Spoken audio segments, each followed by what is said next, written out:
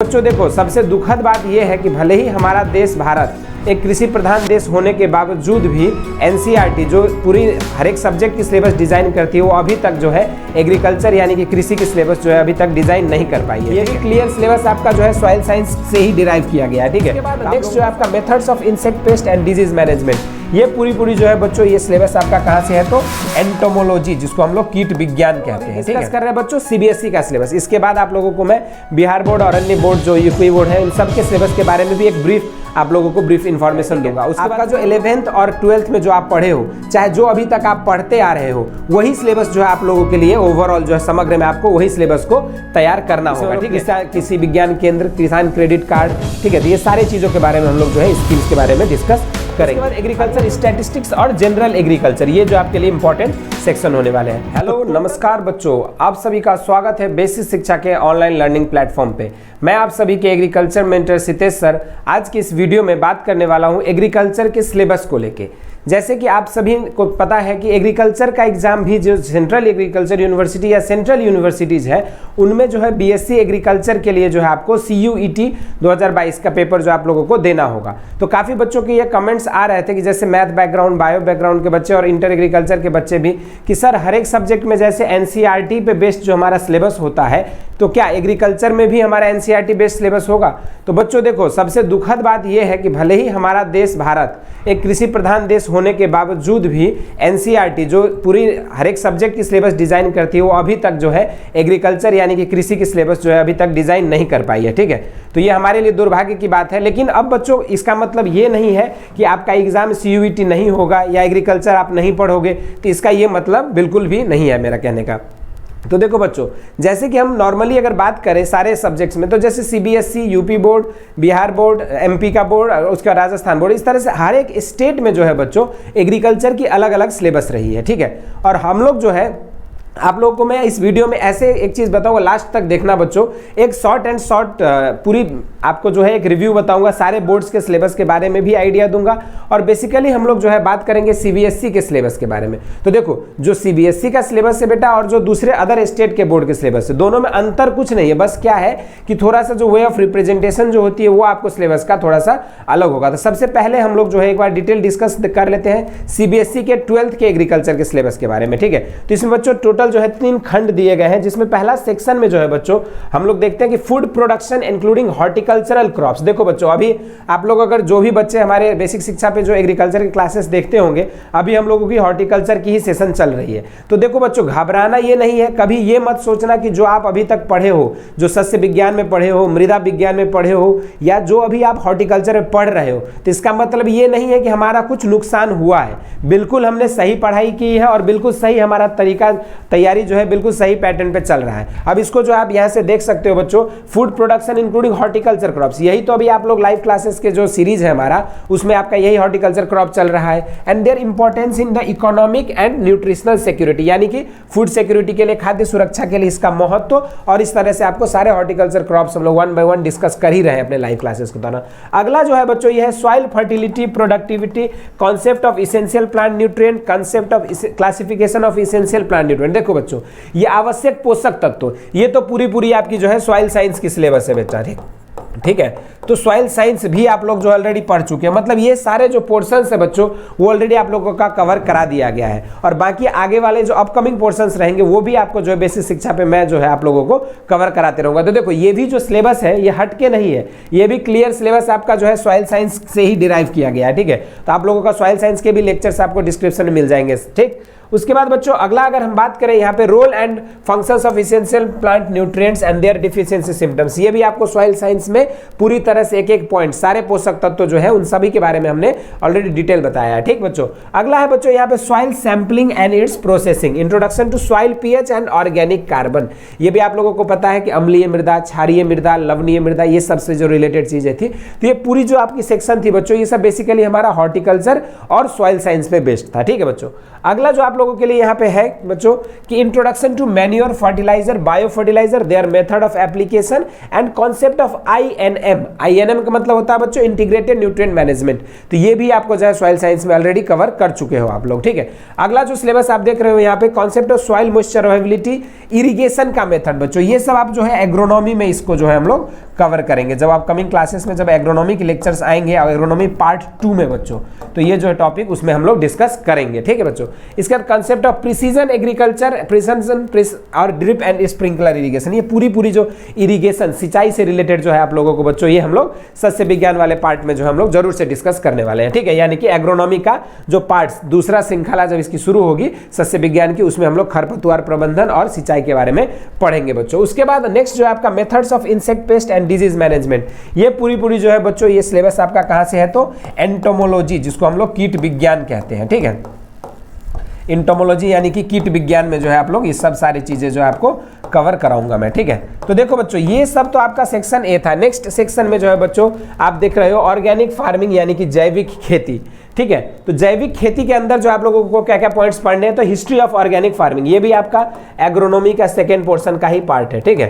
तो ये भी आपको एग्रोनॉमी में कवर कराऊंगा। Present and national status in national economic, अभी जो है अगर बात करें हम लोग तो जैविक खेती किस तरह से जो हमारे आर्थिक स्तर पे, हमारे देश का जो आर्थिक स्थिति है उस पर क्या रोल कर रहा है, जो देश का जीडीपी है, इन सब पे, तो ये सब चीजों पे बात हम लोग करेंगे। नेक्स्ट है बच्चों फूड प्रोडक्ट्स ऑर्गेनिकली ग्रोन और गवर्नमेंट के स्कीम के बारे में, ये सब चीजें हम लोग बच्चों कृषि प्रसार में पढ़ते हैं। एक्सटेंशन जो होता है कृषि प्रसार में जो है ये सारी चीजें हम लोग यहाँ पे डिस्कस करते हैं, चाहे ऑर्गेनिक फार्मिंग से रिलेटेड किचन गार्डनिंग हो, चाहे वर्टिकल फार्मिंग हो, तो इन तरह के कॉन्सेप्ट्स पे बेस्ड जो हम लोग उसमें डिस्कस करेंगे, ठीक है। अगला जो है बच्चों नेक्स्ट सेक्शन में आप लोगों को जो है यहाँ पे पोस्ट हार्वेस्ट मैनेजमेंट, देखो बच्चों पोस्ट हार्वेस्ट मैनेजमेंट अपने आप में ये हॉर्टिकल्चर का ही तीसरा सेक्शन है, जो लास्ट में आप लोगों को लाइव क्लासेस दौरान बताया हूँ कि हॉर्टिकल्चर के जो 4 सेक्शंस में, जैसे ऑर्गेनिकल्चर, पोमोलॉजी, फ्लोरिकल्चर और पोस्ट हार्वेस्ट मैनेजमेंट अलग से हम लोगों को करना है। तो ये सब पॉइंट्स जो आपको यहाँ पे fruits, vegetables, flowers, cereal, pulses and oil seed, इन सभी का पोस्ट हार्वेस्ट प्रबंधन कैसे करते हैं,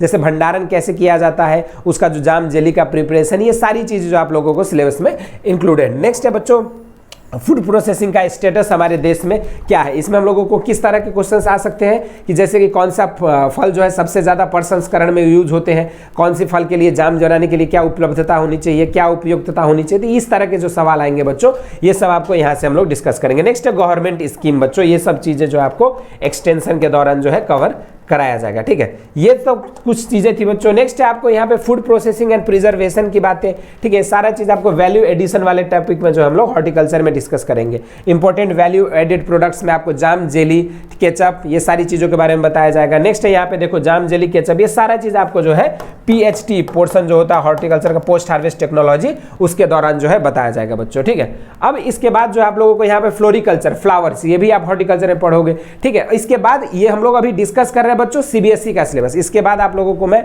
बिहार बोर्ड और अन्य बोर्ड जो यूपी बोर्ड है, इन सब के सिलेबस के बारे में भी एक ब्रीफ आप लोगों को ब्रीफ इंफॉर्मेशन दूंगा। उसके बाद फिर हम लोग एक फाइनल सिलेबस को ड्राफ्ट करेंगे जिन पे हमको फोकस करनी है, ठीक है। तो इसमें हम लोग आगे बढ़ते हैं बच्चों।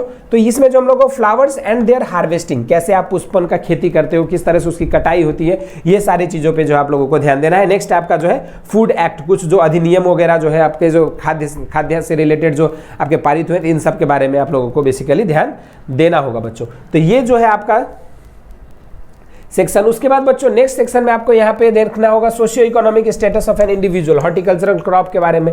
नेक्स्ट है मशरूम, देखो मशरूम खेती के बारे में भी आप लोगों को बताऊंगा, ठीक। उसके बाद बी कीपिंग, ये सब चीजें आपको इंटोमोलॉजी में जो है बताया जाएगा। तो देखो भले ही हम लोग यहाँ पे जो एक स्ट्रक्चर्ड सिलेबस आप लोगों को कुछ दिन पहले ही जो हम लोगों के चैनल पे ऑलरेडी एक स्ट्रक्चर्ड सिलेबस जो ICR और BHU इंट्रांस और CUET को लेकर जो है प्रोवाइड की गई थी, तो उस पर भी अगर आप देखोगे तो ये सारे चीजें जो आपको अंदर आपको वहां पे मिलेगा बच्चों, ठीक है। उसके बारे में भी अभी हम लोग डिस्कस करेंगे लास्ट में। नेक्स्ट है बी कीपिंग यानी कि एपीकल्चर के बारे में भी हम लोगों को डिस्कस करना होगा। नेक्स्ट बच्चों ये लैंडस्केपिंग, मतलब किस तरह से आप जो है यहाँ पे लैंड यूज, गार्डनिंग कैसे करते हैं, टाइप्स ऑफ गार्डनिंग, ठीक है, लैंडस्केप मैनेजमेंट कैसे होती है, ये सारा चीजें आपका फ्लोरिकल्चर का पार्ट है। नेक्स्ट बायो पेस्टिसाइड और vermi composting, organic manure compost, ये आपको सॉइल साइंस में कवर कराया हूँ, ठीक है। तो इस तरह से जो है बच्चों आप लोगों को ध्यान देना है। नेक्स्ट है नर्सरी सेटअप कैसे करते हैं और एग्रीकल्चरल मार्केटिंग। मार्केटिंग मतलब होता है बच्चों ये आपका एग्रीकल्चरल इकोनॉमिक्स, यानी कि जो कृषि अर्थशास्त्र से रिलेटेड है ये, ठीक है, इकोनॉमिक्स से रिलेटेड है। उसके बाद गवर्नमेंट स्कीम्स आपका जो है यहाँ पे एक्सटेंशन में बच्चों, ठीक है। तो ये जो सारी चीजें जो थी ये सब हमारे क्या है CBSE का एक सिलेबस था बच्चों। अब क्या सिर्फ जो है CBSE के ही बच्चे यहाँ एग्रीकल्चर में होते हैं, तो ऐसा तो बिल्कुल नहीं है बच्चों। आप देखोगे कि एग्रीकल्चर के एग्जाम में जो है यूपी बोर्ड, बिहार बोर्ड,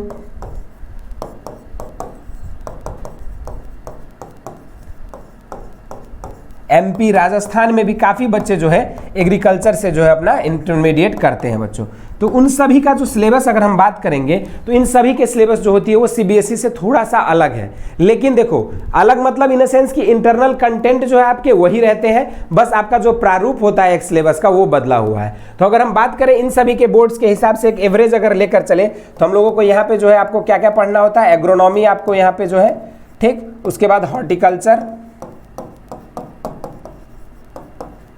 उसके बाद जो है आपको बच्चों सॉइल साइंस के पोर्शंस आपके आते हैं, एनिमल हस्बेंड्री,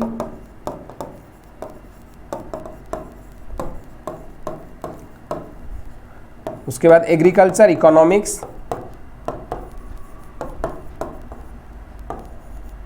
कृषि अर्थशास्त्र के बारे में, ठीक है बच्चों। तो ये सब जो है आपका एक ओवरऑल सिलेबस एक्सप्लेन करता है। ये मैं बात सिर्फ आपको एग्रीकल्चर सेक्शन के लिए कर रहा हूँ। वैसे अगर हम बात करें तो एग्रीकल्चरल बॉटनी, एग्रीकल्चरल जूलॉजी, ये सब आपके बायोलॉजी वाले पोर्शंस के लिए होंगे, ठीक है। और एग्रीकल्चरल केमिस्ट्री, ये 3 सब्जेक्ट्स भी बच्चे जो है आपके 11th और 12th के दौरान पढ़ते हैं बच्चों। तो क्या अब जो है हम लोग एक चीज़ बात जो करने वाले हैं बच्चों कि जहाँ तक हम लोगों ने जैसे BHU में टीचर्स से बात किया है, ठीक है, और जहाँ तक हम लोगों को सूत्रों से पता चला है कि एग्रीकल्चर का जो सिलेबस रहेगा बच्चों उसमें कुछ जो है बदलाव नहीं आने वाला है, ठीक है। आपका जो 11th और 12th में जो आप पढ़े हो, चाहे जो अभी तक आप पढ़ते आ रहे हो, वही सिलेबस जो है आप लोगों के लिए ओवरऑल जो है समग्र में आपको वही सिलेबस को तैयार करना होगा, ठीक है। क्योंकि और इसका एक और एडवांटेज क्या है बच्चों कि जितने भी बच्चे BSc AG की तैयारी कर रहे हैं, ठीक है, उन्हें जो है मेनली तो वो लोग 3 तरह के एग्जाम देते हैं। सबसे पहले तो बच्चे यहाँ ICAR का बात करते हैं, ठीक है। दूसरा जो एग्जाम होता है बच्चों वो उनके स्टेट लेवल का एग्जाम होता है। अब स्टेट लेवल का एग्जाम अगर हम बात करेंगे तो जैसे कि आप देख सकते हैं यूपी वालों के लिए यूपी कैटेट का एग्जाम होता है, ठीक है। बिहार वालों के लिए BCE का एग्जाम होता है, बिहार कंबाइंड, ठीक। उसके बाद अगर हम बात करें MP वालों के लिए तो MP पैट का एग्जाम होता है, और राजस्थान वालों के लिए जो है राजस्थान जेट का एग्जाम होता है। तो देखो बच्चों ये सब जो आपके एग्जाम्स हैं ये आपके पूर्ण रूप से पहले से पूरी 11th 12th के बेस्ट पे ही एग्जाम होना है, ठीक है। और हमारा जो CUET है बच्चों, ठीक है, CUET की जो बात कर रहे थे, ये हमारा तीसरा एग्जाम, ठीक, जिसको पहले जो हम लोग BHU के एग्जाम के नाम से जो है इसको अलग से देते थे। और सारे यूनिवर्सिटीज जितने भी सेंट्रल यूनिवर्सिटीज है उसमें सिर्फ कौन कौन से यूनिवर्सिटीज में सिर्फ BSc AG है। इस तरह के जो डाउट सेशंस के लिए अगर आप लोग चाहते हैं तो जरूर से आप लोग कमेंट करिएगा, फिर हम लोग जो है उस पर अलग से एक जो है डाउट सेशन जो है लाइव स्ट्रीमिंग जो है हम लोग करेंगे, जितने आपके डाउट्स आएंगे इस वीडियो पे, ठीक है। तो जो भी CUET से रिलेटेड डाउट्स हो या सिलेबस से रिलेटेड डाउट्स हो, ठीक है, तो उस सब के लिए हम लोग एक लाइव सेशंस भी करेंगे। तो इसके लिए अगर आप लोगों को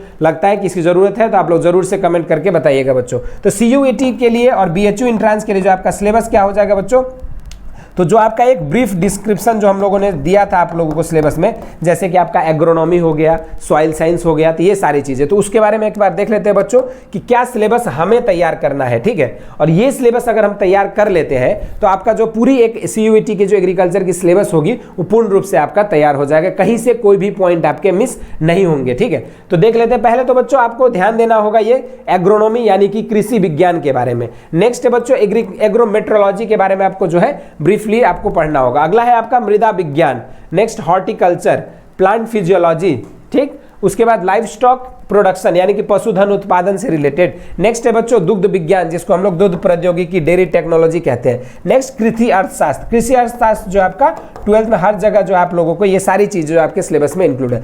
कृषि एक्सटेंशन जो है बच्चों आपने देखा होगा हर स्कीम हर सिलेबस में जो है आपका गवर्नमेंट स्कीम से रिलेटेड जो है सवाल आते रहते हैं, ठीक है, कि सरकार के कौन कौन से नियम है, कौन से अधिनियम सरकार ने पारित किया है। तो ये सारे जो गवर्नमेंट स्कीम होते हैं ना बच्चों वो हम लोग डिस्कस करते हैं कृषि प्रसार के दौरान, ठीक है। तो इसलिए ये भी आपके लिए बहुत ही महत्वपूर्ण सेक्शन होने वाला है। इसमें हम लोग कृषि विज्ञान केंद्र, किसान क्रेडिट कार्ड, ठीक है, तो ये सारी चीजों के बारे में हम लोग जो है स्कीम्स के बारे में डिस्कस करेंगे। अगला जो बच्चों ये है आपका प्लांट डिजीज। जैसे हम लोग कोई भी फसल पढ़ते हो आप, जैसे चाहे वो हमारा एग्रोनॉमी के फसल हो, चाहे हॉर्टिकल्चर के फसल हो, चाहे बागवानी से हो, चाहे सस्य विज्ञान से हो, तो इन सभी में आप जो है अलग अलग रोग के बारे में पढ़ते हो, जैसे कवक से लगने वाले रोग, जीवाणु से लगने वाले, विषाणु से लगने वाले, तो उन सारे रोगों के बारे में जो है बच्चों हम लोग प्लांट फिजियोलॉजी में, प्लांट पैथोलॉजी में अध्ययन करेंगे। नेक्स्ट जो बच्चों इंटोमोलॉजी आपने देखा था अभी कि कीटों के बारे में, तो ये जो आप लोगों को यहाँ पे इंटोमोलॉजी के अंदर जो है आप लोगों को सेक्शंस में आपको ये सारे चीजें जो है है कवर कराई जाएगी। नेक्स्ट है बच्चों जेनेटिक्स एंड प्लांट ब्रीडिंग।